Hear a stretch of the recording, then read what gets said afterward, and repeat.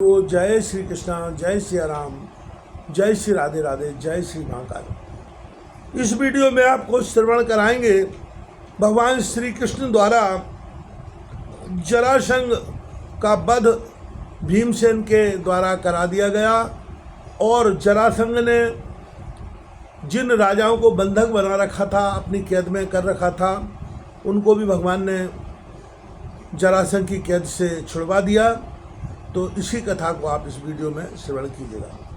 सुखदेव जी कहते हैं, परीक्षित, जरासंध ने अनायासी 20,800 राजाओं को जीतकर पहाड़ों की घाटी में एक किले के भीतर कैद कर रखा था। भगवान श्री कृष्ण के छोड़ देने पर जब वे वहाँ से निकले तब उनके शरीर और वस्त्र मैले हो रहे थे, वे भूख से दुर्बल हो रहे थे और उनके मुख सूख गए थे। जेल में बंद रहने के कारण उनके शरीर का एक एक अंग ढीला पड़ गया था। वहाँ से निकलते ही उन नरपतियों ने देखा कि सामने भगवान श्री कृष्ण खड़े हैं। वर्षाकालीन मेघ के समान उनका सांवला सलवना शरीर है और उस पर पीले रंग का रेशमी वस्त्र फहरा रहा है। 4 भुजाएं हैं जिनमें गदा, शंख, चक्र और कमल सुशोभित हैं। वक्षस्थल पर सुनहरी रेखा श्रीवत्स का चिन्ह है और कमल के भीतरी भाग के समान कोमल रत्नार नेत्र हैं। सुंदर बदन प्रसन्नता का सदन है। कानों में मकराकृत कुंडल झिलमिला रहे हैं। सुंदर मुकुट, मोतियों का हार, कड़े, करधनी और बाजूबंद अपने अपने स्थान पर शोभा पा रहे हैं। गले में कौस्तुभ मणि जगमगा रही है और बनमाला लटक रही है। भगवान श्री कृष्ण को देखकर उन राजाओं की ऐसी स्थिति हो गई मानो वे नेत्रों से उन्हें पी रहे हैं, जीभ से चाट रहे हैं, नासिका से सूंघ रहे हैं और बाहुओं से आलिंगन कर रहे हैं। उनके सारे पाप तो भगवान के दर्शन से ही धुल चुके थे। उन्होंने भगवान श्री कृष्ण के चरणों पर अपना सिर रखकर प्रणाम किया। भगवान श्री कृष्ण के दर्शन से उन राजाओं को इतना अधिक आनंद हुआ कि कैद में रहने का क्लेश बिल्कुल जाता रहा। वे हाथ जोड़कर विनम्र वाणी से भगवान श्री कृष्ण की स्तुति करने लगे। राजाओं ने कहा, शरणागतों के सारे दुख और भय हर लेने वाले देव देवेश्वर, सच्चिदानंद स्वरूप अविनाशी श्री कृष्ण, हम आपको नमस्कार करते हैं। आपने जरासंध के कारागार से तो हमें छुड़ा ही दिया, अब इस जन्म मृत्यु रूप घोर संसार चक्र से भी छुड़ा दीजिए, क्योंकि हम संसार में दुख का कटु अनुभव करके उससे उब गए हैं और आपकी शरण में आए हैं। प्रभु, अब आप हमारी रक्षा कीजिए।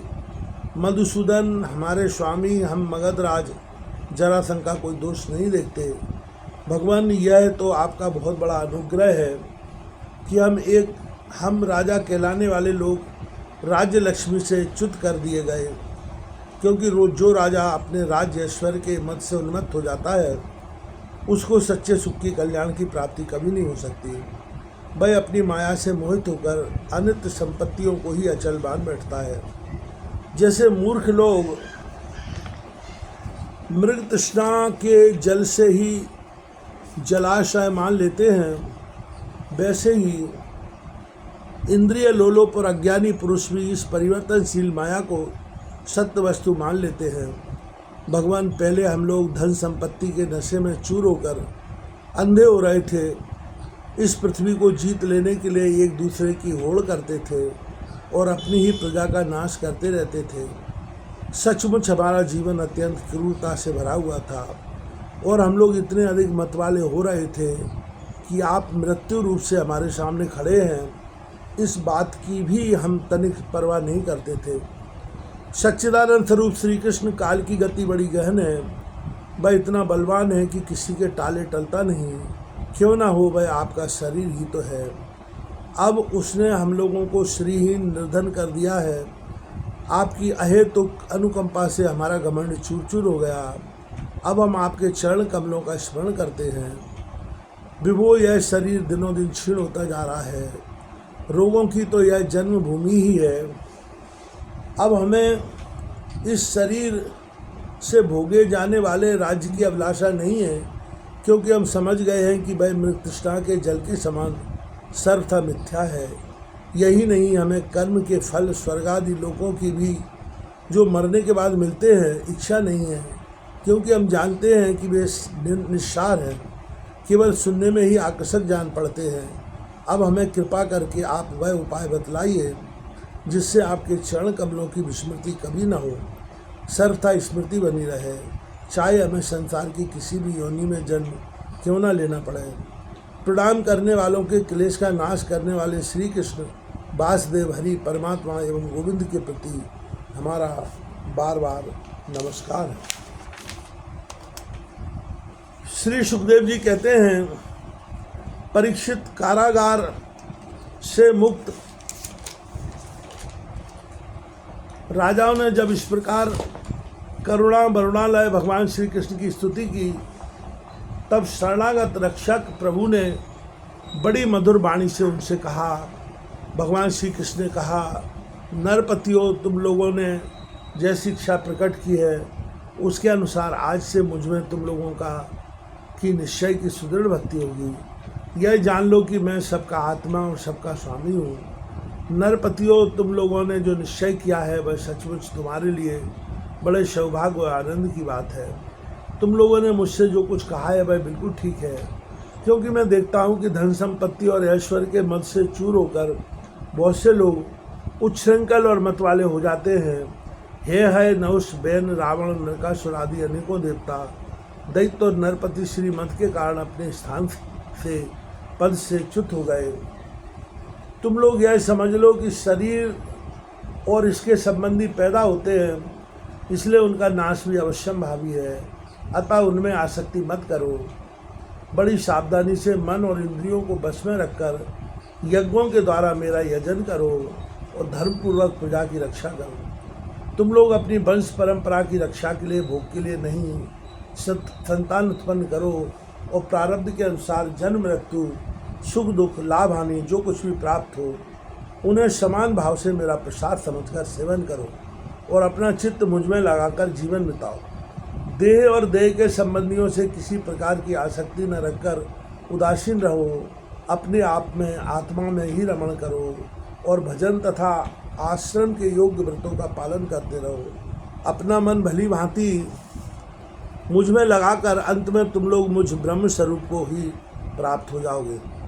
श्री सुखदेव जी कहते हैं, परीक्षित, भुवनेश्वर भगवान श्री कृष्ण ने राजाओं को यह आदेश देकर उन्हें स्नान आदि कराने के लिए बहुत से स्त्री पुरुष नियुक्त कर दिए। परीक्षित जरासंध के पुत्र सहदेव से उनको राजोचित वस्त्र, आभूषण, माला, चंदन आदि दिलवाकर उनका खूब सम्मान करवाया। जब वे स्नान करके वस्त्राभूषण से सुसज्जित हो चुके, तब भगवान ने उन्हें उत्तम उत्तम पदार्थों का भोजन करवाया और पान आदि विविध प्रकार के राजोचित भोग दिलवाए। भगवान श्री कृष्ण ने इस प्रकार उन बंदी राजाओं को सम्मानित किया। अब वे समस्त क्लेशों से छुटकारा पाकर तथा कानों में झिलमिलाते हुए सुंदर सुंदर कुंडल पहनकर ऐसे शोभायमान हुए जैसे वर्षा ऋतु का अंत हो जाने पर तारे। फिर भगवान श्री कृष्ण ने उन्हें सुवर्ण और मणियों से भूषित एवं श्रेष्ठ घोड़ों से युक्त रथों पर चढ़ाया, मधुर वाणी से तृप्त किया और फिर उन्हें उनके देशों को भेज दिया। इस प्रकार उदार शिरोमणि भगवान श्री कृष्ण ने उन राजाओं को महान कष्ट से मुक्त किया। अब वे जगतपति भगवान श्री कृष्ण के रूप, गुण और लीलाओं का चिंतन करते हुए अपनी अपनी राजधानी को चले गए। वहाँ जाकर उन लोगों ने अपनी अपनी प्रजा से परम सुख भगवान श्री कृष्ण की अद्भुत कृपा और लीला कह सुनाई और फिर बड़ी सावधानी से भगवान के आज्ञानुसार वे अपना जीवन व्यतीत करने लगे। परीक्षित, इस प्रकार भगवान श्री कृष्ण भीमसेन के द्वारा जरासंध का वध करवाकर भीमसेन और अर्जुन के साथ जरासंध नंदन सहदेव से सम्मानित होकर इंद्रप्रस्थ के लिए चले। उन विजयी वीरों ने इंद्रप्रस्थ के पास पहुंचकर अपने अपने शंख बजाए, जिससे उनके इष्ट मित्रों को सुख और शत्रुओं को बड़ा दुख हुआ। इंद्रप्रस्थ निवासियों का मन उस शंख ध्वनि को सुनकर खिल उठा। उन्होंने समझ लिया कि जरासंध मर गया और अब राजा युधिष्ठिर का राजसूय यज्ञ करने का संकल्प एक प्रकार से पूरा हो गया है। भीमसेन, अर्जुन और भगवान श्री कृष्ण ने राजा युधिष्ठिर की वंदना की और वह सब कृत्य कह सुनाया जो उन्हें जरासंध के वध के लिए करना पड़ा था। धर्मराज युधिष्ठिर भगवान श्री कृष्ण के इस परम अनुग्रह की बात सुनकर प्रेम से भर गए। उनके नेत्रों से आनंद के आंसुओं की बूंदें टपकने लगीं और वे उनसे कुछ भी ना कह सके।